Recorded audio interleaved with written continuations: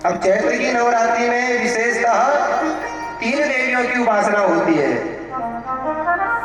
मुख्य 3 देवियां हैं महाकाली, महालक्ष्मी और महासरस्वती। गौरी नहीं होती महाराज, मैं मुंह के एक्शन को भी पहचान लेता हूँ। आप बोल क्या रहे हो? महाकाली, महालक्ष्मी, महासरस्वती हमारे सनातन धर्म की मुख्य देवियां हैं ये। तो नवरात्रि कितने दिन की? 9 दिन की। तो पहले 3 दिन महाकाली जो सबसे श्रेष्ठ मानी जाती है।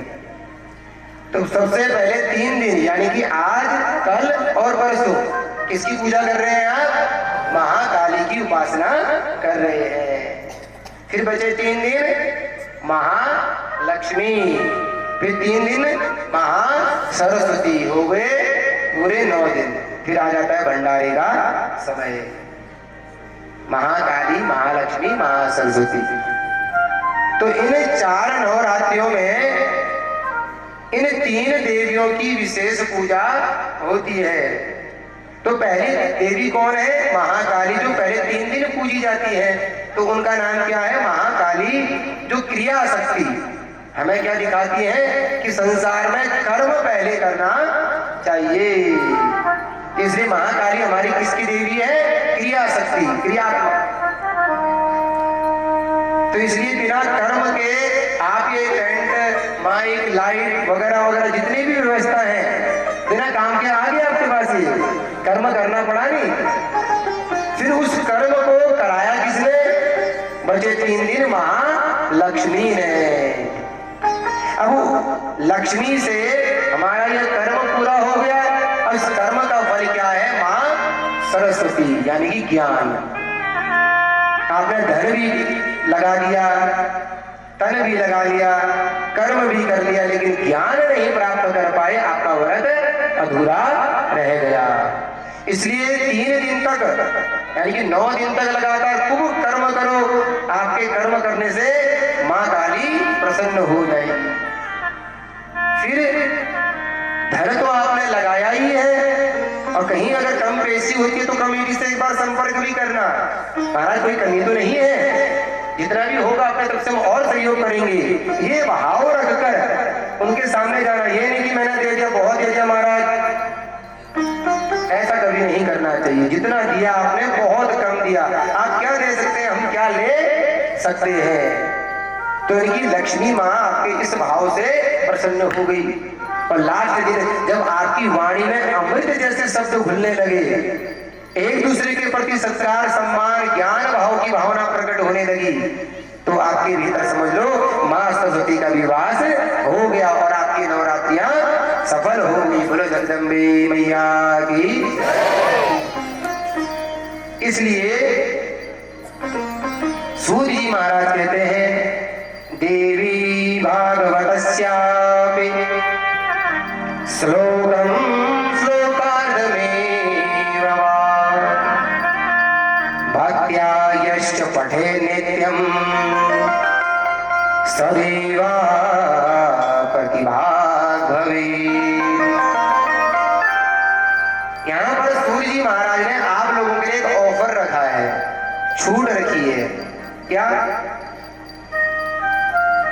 सूर्य जी महाराज कह रहे हैं कि पहले तो देवी भागवत 9 दिन तक लगातार सुनो, स्कूल रोज जाओ। कदाचित रोज देवी भागवत 9 दिन तक नहीं सुन पाते, तो कहते हैं 9 का आधा कर दो, कितना होता है? बस उतने दिन सुन लो। महाराज क्या करें, बड़ी विडंबना है, दूर है, गाय भैंस है, दुकानदारी है, फलाना है, नहीं हो पाता, तो 4.5 का भी आधा कर दो। कितना बचा? हाँ, तो 4.5 का आधा 2:25 हो गया लगभग। मैं वैसे ही बता रहा हूं आपको, आप 2.5 मान लीजिए, ठीक है नहीं? तो कहते हैं इस श्लोक के अनुसार इसका भी, कहते हैं महाराज क्या करें, इसका भी टाइम नहीं है हमारे पास, 2 दिन का भी, 2.5 दिन का भी, तो कहते हैं इसका भी आधा कर दो महाराज। तो कहते हैं आधा करने के बाद कितना बचा? 1.5 कह दो या 2 कह दो, जितना भी लगाओ, 1.5 भी लेके चलो, ठीक है, यानी कि 1.5 दिन। महाराज क्या करें, कह रहे हैं इसका भी आधा कर दो।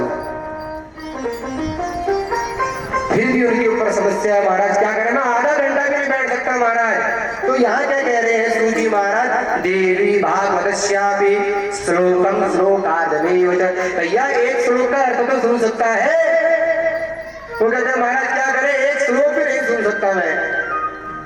तो क्या कह रहे हैं, श्लोकार्ध ले बचा, श्लोक का आधा श्लोक तो सुन ले। कह रहे महाराज ये भी नहीं सुन सकता, कहते हैं तू कुछ भी नहीं कर सकता। फिर बोलो जगदम्बे मैया की। यानी कि कितनी बढ़िया छूट दी है मैया ने। कह रहे कि पहले तो 9 दिन सुनो, उसका आधा आधा आधा आधा करते भी केवल एक श्लोक सुनो, श्लोक आधम एवचा, केवल एक श्लोक सुन के चले जाओ तो भी आपका कल्याण हो जाएगा। एक श्लोक को बोलने में मुश्किल से 10 सेकंड भी नहीं लगते हैं। अब जिसके पास 10 सेकंड का भी समय नहीं है महाराज, उसके बराबर बढ़िया आदमी तो कोई संसार में फिर है ही नहीं। कृष्ण को तो आ ही मत भैया, तो वहीं घर में पड़े रहो अपने। तो इसलिए कहते हैं जिसने आधा श्लोक भी सुन लिया उसके ऊपर भी माँ की कृपा बरस जाती है। तो इसलिए आप 9 दिन तक रहेंगे तो फिर तो यहाँ बरसेगी नहीं महाराज, उड़ उड़ के आएगी कृपा है। बोलो जगदम्बे माँ की जय।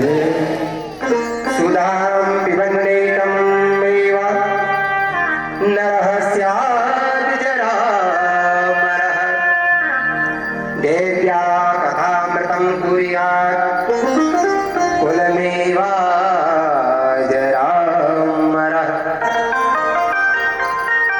कह रहे हैं अगर आपने अमृत पी लिया, अगर आपको अमृत मिल गया तो आप पियोगे, केवल आप ही अमर होगे।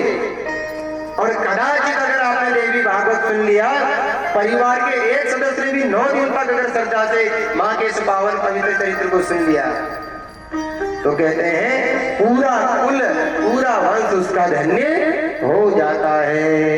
ऐसी है माँ भगवती के चरित्रों का प्रताप, ऐसा है माँ भगवती के चरित्रों का संग। बोलो जगदम्बे मैया की। बड़ी चटपटी कथा आ गई यहीं से। सूत जी महाराज ने सौनक आदि ऋषियों ने सूत जी से प्रश्न किया, महाराज कोई प्रमाण है कि देवी भागवत सुनने से किसी का कल्याण हुआ भी है या खाली बोले जा रहे हो? बस महाराज ऐसी कोई इतिहास की कथा है तो कृपया करके मुझे सुनाइए। कौन पूछ रहे हैं प्रश्न?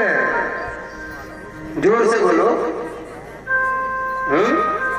सूत जी महाराज किससे पूछ रहे हैं? सौनक आदि ऋषियों से। यानी सर हिला रहे हैं, देखो ऐसे मैं उल्टा बोल रहा हूं तो भी सर हिला रहे हो। सौनक आदि ऋषि सूत जी से प्रश्न कर रहे हैं और सूत जी जवाब दे रहे हैं। मेरी बातों में मत आना, मैं उल्टा घुमा के भी पूछ लेता हूं, आप अपने कान एकदम खड़े करके रखना। सूत जी महाराज तब कथा सुनाते हुए कहने लगे, वासुदेवो महाभाग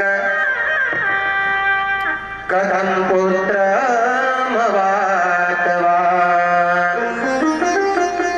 प्रसेन पुत्र कृष्णेन भ्रमतान्वेषितं कथा। सूत जी महाराज कहते हैं पूर्व काल में हमारे भगवान नारायण के अंश से पूर्ण अवतारी हमारे भगवान श्री कृष्ण हुए। बोलो कृष्ण कन्हैया लाल की। कृष्ण भगवान के चरित्र सुनना किस किस को अच्छा लगता है? थोड़ा हाथ खड़ा करो। सभी को अच्छा लगता है। द्वापर युग में जब भगवान श्री कृष्ण का अवतार हुआ ना महाराज, तो बड़ी विचित्र विचित्र कहानी हमारे बाकी बिहारी कृष्ण कहिए कन्हैया ने रची। देवी कभी आप श्रीमद् भागवत महापुराण करो या सुनाओ ना 7 दिन का, तो 2 टाइम की कथा करो, तब जाकर कृष्ण के चरित्र को कुछ समझने का मौका मिलता है। तो 3 घंटे में तो फिर श्रीमद् भागवत महापुराण जैसा विशाल सागर पार कर पाना बड़ा मुश्किल होता है। तो उसी में एक प्रसंग आता है, द्वारिकाधीश जब हमारे कृष्ण मथुरा नगरी को छोड़ के विराजमान हुए द्वारिकाधीश कहलाए। तो भगवान का पहला विवाह किसके साथ हुआ था? माता रुक्मणी के साथ।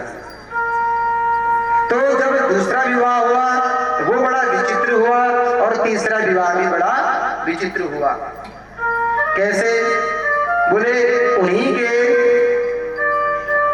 भगवान द्वारिकाधीश के राज्य में एक सत्राजित नाम का राजा रहा करता था। वो सूर्य भगवान का बड़ा ही परम भक्त, सूर्य भगवान की इतनी उपासना करी, इतना ध्यान किया कि सूर्य तक मणि दे दी। श्यमंतक मणि की क्या विशेषता कि एक दिन में 8 भार सोना देती थी,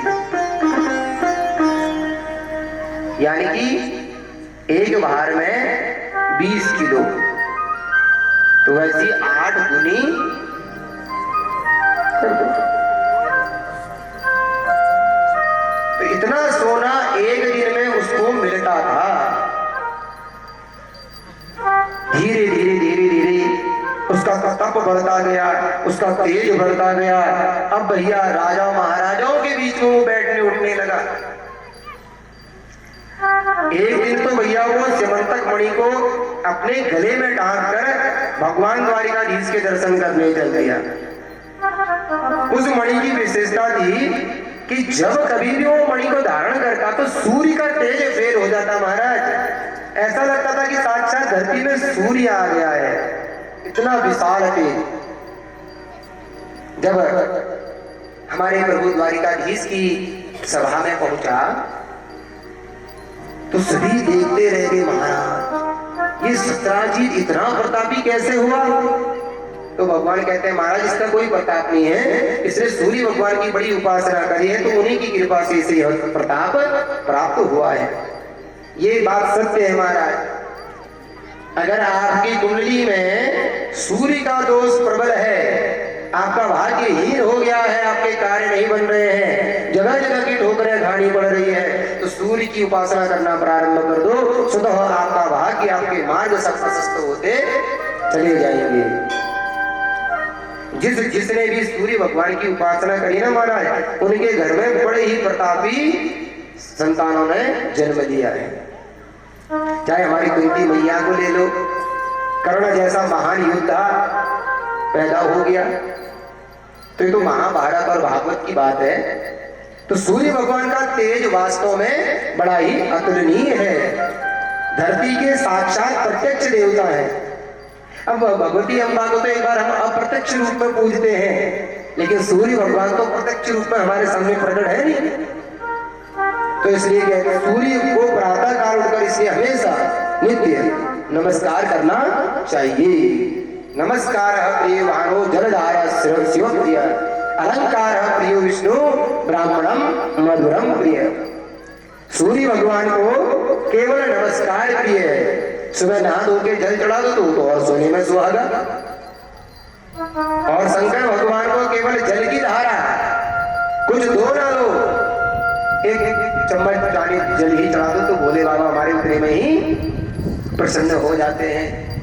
और हमारे माँ के बिहारी कृष्ण कन्हैया, हमारे नारायण, उनको खूब छैले छबीला गट्टड़ बना के रखो, खूब सजा धजा के रखो, तो वो उतने में ही खुश हो जाते हैं। और ब्राह्मणम मधुरम प्रिय, और जो हमारे ब्राह्मण देवता होते हैं ना, मधुर प्रिय होते हैं, इनको मधुर वाणी अति प्रिय होती है। और मधुर का मतलब मीठा भी बहुत इनको अच्छा लगता है, इसलिए सबसे ज्यादा शुगर वाले ब्राह्मण ही मिलते हैं। बोलो कृष्ण कन्हैया लाल की जय।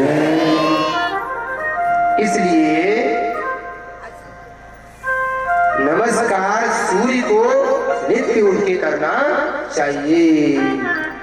तो भगवान कृष्ण कहते हैं ये जो प्रताप है ना, ये सत्राजित का नहीं, अपितु उस श्यमंतक मणि का चमत्कार है जिससे इतना जगमगा रहा है। अच्छा सत्राजित क्यों आए हो? तो जवाब देते नहीं महाराज, मैं जहां से निकल रहा था सोचा मैं आपसे भी मिल आऊं। भगवान समझ गए, ओहो अहंकार जागृत हो रहा है इसकी वाणी से। फिर कहते हैं ना, असको जग जन्मा माही प्रभुता पाई जाही मद नाही। संसार में ऐसा ही कोई व्यक्ति होगा जिसके पास पद प्रतिष्ठा आने के बाद, धन आने के बाद अहंकार ना आता हो। बहुत ही कम ऐसे बिरले होते हैं जो धन दौलत मान पद प्रतिष्ठा आने के बाद भी अहंकार शून्य होते हैं। नहीं तो ज्यादातर तो भैया अहंकार में चौड़े हो जाते हैं। अब द्वारिका के राजा कौन है? हमारे कृष्ण। तो मंत्री कौन है? मंत्री प्रसिद्ध उद्धव है, आदि आदि अनेक मंत्री हैं। तो सब सत्राजीत है। सत्राजीत राजा अगर किसी के पास आवश्यकता से ज्यादा धन देख ले तो छापा पड़ता है कि नहीं इनकम टैक्स वालों का? तो द्वारिका के राजा कौन है? हमारे द्वारिकाधीश। और इनकम टैक्स वालों को पता चल गया कि भैया ये सत्राजीत अत्यधिक धन लेके प्रजा में घूम रहा है। तो उसके बाद संदेश भिजवाया, देखो जो ये समंतक मणि है राजकोष में जमा करो। तो इतने में ये चौड़ा हो गया, दम है तो लेके दिखाओ। अब बोले क्यों इतना ऐंठ रहा है? बोले ऊपर से सूर्य देव का हाथ है ना इसके ऊपर, तो इसलिए उनके बल में द्वारिकाधीश को चुनौती दे दी। तो भगवान कृष्ण कहने लगे, देखो कोई बात नहीं, ये सूर्य नारायण की बात है, छोड़ो रहने दो। लेकिन फिर भी मंत्रियों के हृदय में ठेस पड़ी रही, इस मूर्ख ने हमारे राजा का अपमान किया है। कोई बात नहीं। कालांतर में इसका भाई था सत्राजीत का प्रसेन। ये अपने भाई से बड़ा प्रेम करता था, इसके पास खूब सारा धन आ गया, लेकिन इसने अपने भाई को कभी नहीं त्यागा।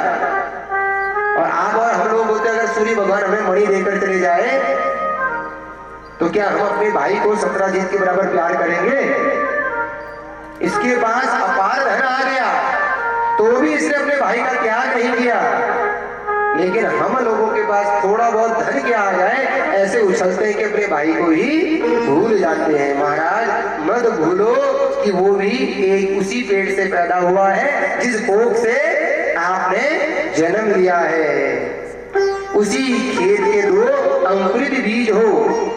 इसलिए अगर आप सक्षम हो गए हो तो साथ में अपने भाई को भी, अपनी बहन को भी, अपने इष्ट मित्रों को भी लेके चलना चाहिए। यही भागवत धर्म है, यही परोपकार है। भागवत सुनने के बाद भी अगर आपके हृदय में ये भाव नहीं आया तो फिर आप शून्य है, कुछ नहीं है आपके पास। आप जो ये कथा में उपस्थित हुए हैं सब निरर्थक है। तो इसका भाई प्रसेन कहता है, भैया ये मणि मुझे बड़ी प्यारी लग रही है, नहीं एक दिन के हमको भी दे दो भैया। वो कहता लो भैया ले जा, तुझको और मुझे कोई कमी थोड़े ना, अलग बात थोड़े ना है। मेरे भाई ने रखा, मैंने रखा, कोई बड़ी बात थोड़े ना है। तो समंतक मणि उसको दे दी। और भैया समंतक मणि, अब हर कोई व्यक्ति हर एक चीज को थोड़े ना झेल कर सकता है। द्रोणाचार्य जी को जानते थे आप? अर्जुन के गुरु, उन्होंने जो अर्जुन को दिया द्रोणाचार्य ने, वो अपने बेटे अश्वत्थामा को भी नहीं दिया। सारी विद्या, सारे शस्त्र अस्त्र, सारा ज्ञान शास्त्रों का अर्जुन को लुटा दिया। और उनका पुत्र खुद अश्वत्थामा कहता रह गया, पिताजी ने हमको भी सिखा दो कुछ। हाँ बेटा सिखाऊंगा, लेकिन दिया नहीं। क्यों? क्योंकि द्रोणाचार्य जानते थे मेरा बेटा बड़ा अहंकारी है, ये विद्याओं का दुरुपयोग करेगा, इसलिए सारी विद्याएं उसको नहीं दी। तो इसलिए गुरु वही है जो शिष्य की योग्यता को देखकर उसको आगे बढ़ाए। उसी प्रकार सत्राजीत तो सूर्य नारायण की तपस्या करके उस मणि को प्राप्त किया था। उस मणि को झेलने की शक्ति उसके अंदर थी, लेकिन सत्राजीत तो भुभक्कड़ था। अब किसी शराबी व्यक्ति को आप अपना धन दे दोगे तो सुरक्षित रहेगा? नहीं रह सकता। उसी प्रकार ये प्रसेन क्या था, भुभक्कड़ रहता था। अब ये ले गया अपने साथ, घूमते हुए घोड़े में बैठे बैठे जा रहा है, और रास्ते में एक शेर ने इसे फल समझकर मणि को मारा झपाटा, सत्राजीत को, प्रसेन को मार डाला और मणि को लेकर चला गया। इतने में एक बड़ा विशाल का एक भालू आया, उसने उस शेर को मारा और उस मणि को लेकर वो भी गुफा में चला गया। एक दिन हो गया, 2 दिन हो गया, जब वो लौट कर नहीं आया प्रसेन, तो द्वारिका में हल्ला मच गया। प्रसेन अपनी पत्नी के पास जाकर क्या कहता है, अरे सुनती हो देवी, मेरा भाई इसलिए नहीं आया, मुझे लगता है पता नहीं क्यों मेरा भाई मणि लेकर गया था और उस मणि में नजर थी किसकी, द्वारिका वासियों की, और कहीं इन द्वारिका वासियों ने मेरे भाई को उस मणि के लोभ में मार तो नहीं डाला, खाली एक शक जताया। लेकिन कहते हैं ना, स्त्रियों के गले में कंठमाल नहीं होता, इसलिए स्त्रियां पेट में बातें पचा नहीं पाती। होता ही होता है, उबल देती है तुरंत झटपट। पेशेंस नाम की चीज उनके अंदर थोड़ा सा अभाव रहता है। वही भोलेनाथ को जानते हैं आप? कौन कौन लोग जानते हैं? कौन है वो भोलेनाथ? हमारे भोले बाबा। दक्ष के साथ जब भोले बाबा का संवाद बिगड़ा तो कहते हैं कि 1 वर्ष तक माता सती को कुछ नहीं बताया कि तेरे पिताजी ने ऐसा ऐसा किया, और वहीं माता सती को जब पता चला कि मेरे पिताजी ने मेरे भोलेनाथ का अपमान किया, तो वहीं पिता को श्राप देकर ये कि कुंड में कूद गई। पेशेंस ना लीजिए नहीं तो अधिकांश अभी आएगा आगे कि महिलाओं के अंदर धैर्यता की थोड़ी कमी होती है? तो अपनी देवी से प्रसेन क्या कहता है, देवी ये बात मैं तुम्हें कह रहा हूं, ये बात सत्य नहीं है, ध्यान रखना, ये बात अपने तक ही रखना, ये बात किसी और के पास नहीं जानी चाहिए। ये तो हमारे राजा द्वारिकाधीश कृष्ण को अगर क्रोध आ गया, वो तो कुछ नहीं करेंगे, लेकिन उनका भाई हर मुसल लेके पहले आ जाएगा। कौन है कृष्ण का भाई? हमारे बलराम। शेषा उतारिए तुरंत फुसकारते महाराज, किसी ने उनसे टेढ़ी बात करी तो तुरंत हल मुसल चालू हो जाता उनका। अपने समधी को ही ब्याह के समय में अपने बेटे की ब्याह कराने गए थे कौन? कृष्ण भगवान। और वहीं कृष्ण भगवान के समधी बलराम जी के समधी बात एक ही हुए, तो वहीं बीच एक में समधी को मार दिया, यानी कि लड़की के पिता को वहीं हस्बैंड भगवान के चरणों में भेज दिया। अब ऐसा क्रोध हो सकता है किसी का जो मतलब लड़की के पिता को ही मार दिया, फिर लड़की से कहते अरे कोई बात नहीं, हो जाती है गलती, और लड़की को भी फिर विदा करके ले गए। इतना भयंकर क्रोध हमारे लक्ष्मण जी का, हमारे बलराम जी का, दोनों एक ही तो है। तो पर बताया किसको है? पत्नी को। अब पत्नियों की आदत होती है जब तक अपने मन की बात किसी को ना बोले तो आधी बीमार तो वैसी पड़ी रहती है हमारा, पेट में खुजली। अब क्या करूं, कभी अंदर जाए कभी बाहर जाए, हैं? ब्याह होने के बाद भैया ये सब देखने को मिलता है। और जब मन की भड़ास निकल जाती है उसके बाद उतनी ही पहले जितनी भयानक रौद्र रूप दिखता है उतनी कोमल भी दिखाई पड़ती है हमारा। एक दिन बीता, 2 दिन बीता, 3 दिन बीता, इतने में एक उसकी पड़ोस की सखी आ गई। अरे बहन ये क्यों मुंह लटकाए बैठी है? अरे कुछ नहीं बहन कुछ नहीं, अब क्या कहूँ, बड़ी समस्या हो गई है। अरे बहन बता क्या समस्या हो गई है? अरे नहीं नहीं बहन कुछ नहीं। वो बार बार पूछती है, अच्छा तू कह रही है तो बता देती हूँ, लेकिन पहले कसम खा कि तू मेरी पक्की सहेली है इसलिए मैं बता रही हूँ, लेकिन ये बात किसी और को नहीं बताना। अरे बहन तुझमें और मुझमें कोई अंतर थोड़े ना है, पक्का मैं तुझसे प्रॉमिस करती हूँ कि मैं किसी को नहीं बताऊंगी। अच्छा बहन बता, सारी कहानी बता दी। मुझे तो लगता है उस द्वारिकाधीश ने बचपन का चोर तो था ही वो माखन चोर, और मणि चुराकर मेरे देवर को भी मार दिया। और अच्छा पर बहन किसी को मत कहना, ये बात अभी पुष्टि नहीं हुई है, इसमें ये बात अभी सत्य नहीं है। ठीक है बहन तू चिंता ना कर, मैं किसी को नहीं कहूंगी। बतिया के चली गई। अब क्या करें, दुर्भाग्य से वो भी तो एक स्त्री ही है। बोलो जगदम्बे मैया की। उसके भी पेट में दर्द हो गया हमारा 4 दिन का है। कैसा दर्द? अब वही जब तक वो अपने मन की बात कहीं बगे ना, फिर कैसे वो निकलता। उसने दूसरी स्त्री को बताया, उसने कहा भैया किसी को मत बताओ। मैंने कहा पक्का भैया, मैं पक्का वादा करती हूँ मैं किसी को नहीं बताऊंगी। धीरे धीरे धीरे करते करते 1 कान 2 कान मैदान, बात पूरे द्वारिका में फैल गई और ये बात हमारे भगवान कृष्ण के कानों में पड़ गई। ओहो, देखो मंत्रियों, मैं उसी समय कह रहा था रहने दो। अब आया ना बेवजह का कलंक हमारे जीवन में। कभी कभार होता है ऐसा कि आपने कोई काम नहीं किया है लेकिन आपको उसका दोषी ठहरा दिया जाता है, झूठी गवाही, झूठी साक्षी के कारण। निर्दोष व्यक्ति भी कई बार दोषी साबित हो जाता है। तो इसलिए भगवान कहते हैं भैया ये कलंक तो हटाना ही पड़ेगा।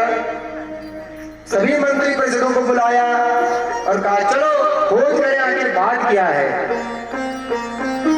कई दिनों तक खोज करते रहे, तो जंगल में विचरण करते हुए गए तो वहां एक शेर को मरा हुआ देखा। अब शेर जब लड़ा तो भालू के पंजों में और शेर के पंजों में फर्क होता है। तो शेर से थोड़ा आगे बढ़े तो वहां क्या देखा कि इसका भाई प्रसेन का भाई सत्राजित का भाई प्रसेन मरा हुआ है। थोड़ा और आगे बढ़े तो वहां किसी बड़े जानवर के पैर देखे। उस पैरों को देखते देखते गए तो उसी गुफा में जा पहुंचे जहां पहले से मणि विद्यमान थी। और किसके पास है? भालू के पास। भगवान ने आंखें बंद की, ओहो ये तो हमारा बचपन का दोस्त हमें मिल गया, पूर्व जन्म का। तो पूर्व जन्म का मित्र मिला है और राज बड़ा गंभीर है। इसलिए सैनिकों से कहते हैं ठीक है सैनिकों, तुम मुख्य द्वार में यहाँ प्रतीक्षा करो, मैं जरा देखाऊं कि क्या है व्यवस्था अंदर की। जब तक मैं आदेश न दूं तब तक कोई भीतर नहीं जाएगा। ऐसा कह के भगवान चले गए। अब सभी सैनिक बाहर बैठे हुए हैं।